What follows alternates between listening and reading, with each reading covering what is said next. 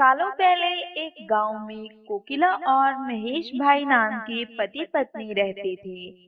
उनका जीवन सुख के साथ बीत रहा था। दोनों में प्रेम और स्नेह भी बहुत था। लेकिन कभी-कभी कोकिला के पति महेश गुस्से में पत्नी से झगड़ा कर लेता था। कुछ समय बाद जब उनका गुस्सा शांत होता, तो उसे अपने किए पर शर्मिंदगी महसूस होती थी। कोकिला को पता था कि उसके पति को अपने व्यवसाय में फायदा नहीं हो रहा, जिसकी वजह से उसका स्वभाव चिड़चिड़ा हो गया है। इसी वजह से कोकिला पलटकर कोई जवाब नहीं देती थी। काम सही से ना चलने के कारण महेश का ज्यादातर समय घर में ही बीत रहा था। उसकी पत्नी बड़ी ही धार्मिक स्वभाव की थी। घर में खुशियां लाने के लिए वो धर्म कर्म करती रहती थी। एक दिन दोपहर के समय उनके घर में एक बूढ़े महात्मा आए। उनके चेहरे के तेज को देखकर दोनों का सर श्रद्धा से झुक गया। महात्मा ने उनसे कुछ दान करने के लिए कहा। कोकिला ने महात्मा को भिक्षा में दाल और चावल दिए और प्रणाम करके उनके सामने बैठ गई। उसी समय कोकिला की आंखों से आंसू बहने लगे।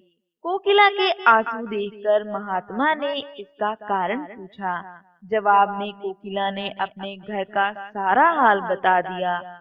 उसकी बातों को सुनकर महात्मा ने कोकिला को उपाय के रूप में साईं बाबा का व्रत करने को कहा। साथ ही इसकी विधि बताते हुए बोले कि लगातार 9 गुरुवार तक एक समय खाना खाकर पूरी विधि से साईं बाबा की पूजा करने से उसके सारे दुख दूर हो जाएंगे।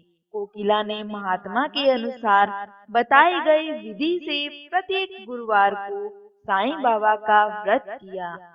फिर आखिरी यानी 9वें गुरुवार को उसे गरीबों को भोजन कराना और साईं पुस्तकें बांटनी थी। किसी तरह से खाना और किताबों का इंतजाम करके कोकिला ने यह सब कार्य भी पूरा कर लिया।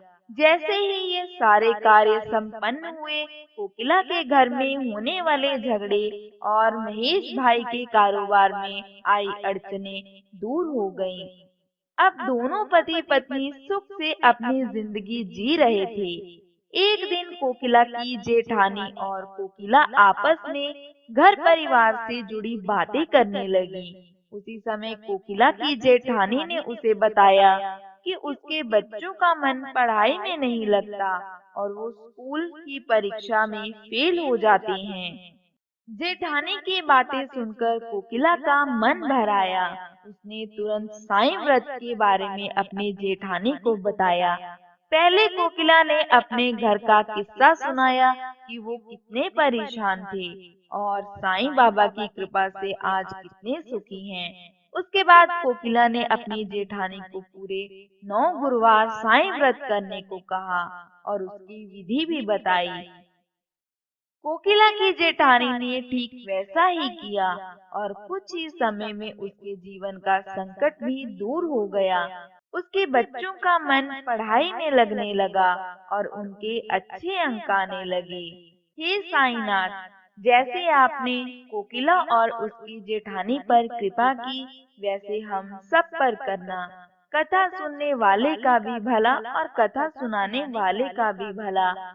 कथा अधूरी हो तो पूरी करना, पूरी हो तो इसका मान करना।